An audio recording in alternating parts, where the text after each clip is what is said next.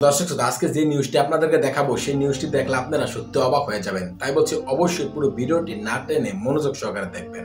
দেশটা এখন আওয়ামী মগের মূল্যকে পরিণত হয়েছে বলে মন্তব্য করেছেন বিএনপির মহাসচিব মির্জা ফখরুল ইসলাম আলমগীর। গত বৃহস্পতিবার দিনাজপুরের একটি আদালত বিএনপি ও অঙ্গ সংগঠনের 10 জন নেতার জামিন নামঞ্জুর করে কারাগারে পাঠানোর ঘটনায় গভীর উদ্বেগ প্রকাশ করে এক বিবৃতিতে তিনি এই মন্তব্য করেন।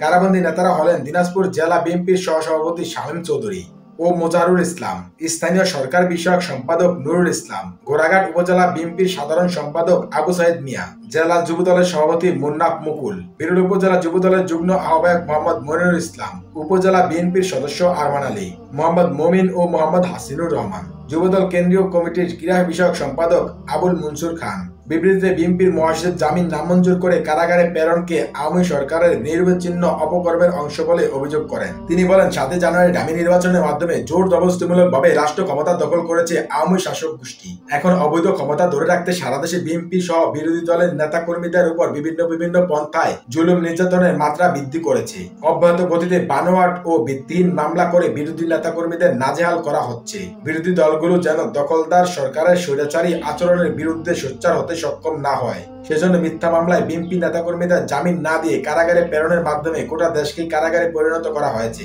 তিনি বানোয়াট ও রাজনৈতিক প্রতিহিংসামূলক মামলা প্রত্যাহার করে কারাবন্দী নেতাকর্মীদের অবিলম্বে মুক্তি দিতে সরকারের প্রতি আহ্বান জানান। ঢাকায় নিযুক্ত যুক্তরাষ্ট্রের হাই কমিশনার সারা কুকের সঙ্গে বৈঠক করেছেন বিএনপির মহাসচিব মির্জা ফখরুল ইসলাম আলমগীর সহ দলটির 3 নেতা।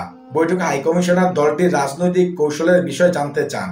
গত 7 জানুয়ারি জাতীয় সংসদ নির্বাচনের পর যুক্তরাজ্যের হাইকমিশনের সঙ্গে এটাই বিএনপির নেতাকর্মীদের প্রথম বৈঠক। বিএনপি সূত্র জানায়, বৃহস্পতিবার বেলা 11:30টার দিকে হাইকমিশনের বাড়িদারার বাসায় যান মির্জা ফখরুল সহ বিএনপির 3 নেতা।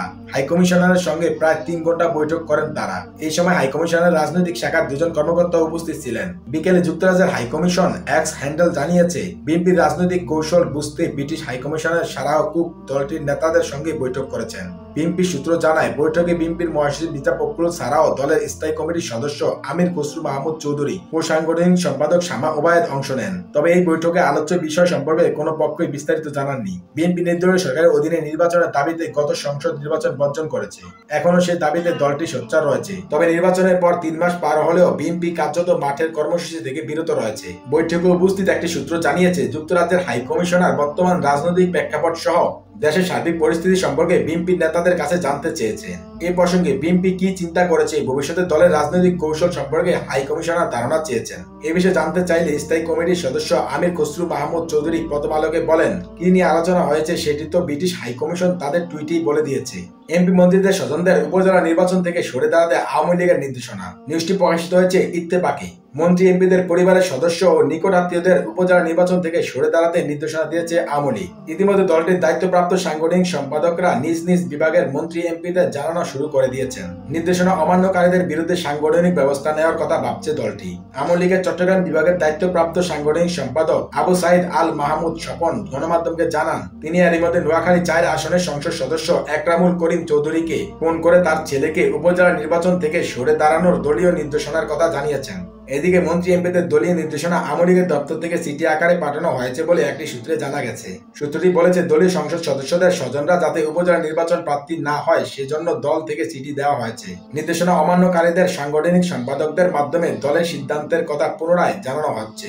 এর মধ্যে গত মঙ্গলবার নোয়াখালী সুবর্ণচর উপজেলায় ছেলে শাবাব চৌধুরীকে ভোট না দিলে উন্নয়ন কাজ না করার হুমকি দেন স্থানীয় এমপি একরামুল করিম চৌধুরী। নাটোরের সিংড়া উপজেলা আইসিটি প্রতিমন্ত্রী জুনায়েদ আহমেদ পলকের শ্যালকের বিরুদ্ধে প্রতিপক্ষ প্রার্থীকে অপহরণের অভিযোগ ওঠে। আশা করছি আপনারা পুরো নিউজটি মনোযোগ সহকারে শুনেছেন। এই বিষয়ে নিয়ে যদি আপনাদের কোনো মতামত থাকে তাহলে অবশ্যই তা কমেন্ট করে জানাতে পারেন। ভিডিওটি এই পর্যন্তই, দেখা হচ্ছে পরবর্তী ভিডিওতে। সে পর্যন্ত সবাই ভালো থাকবেন, সুস্থ থাকবেন। আল্লাহ হাফেজ।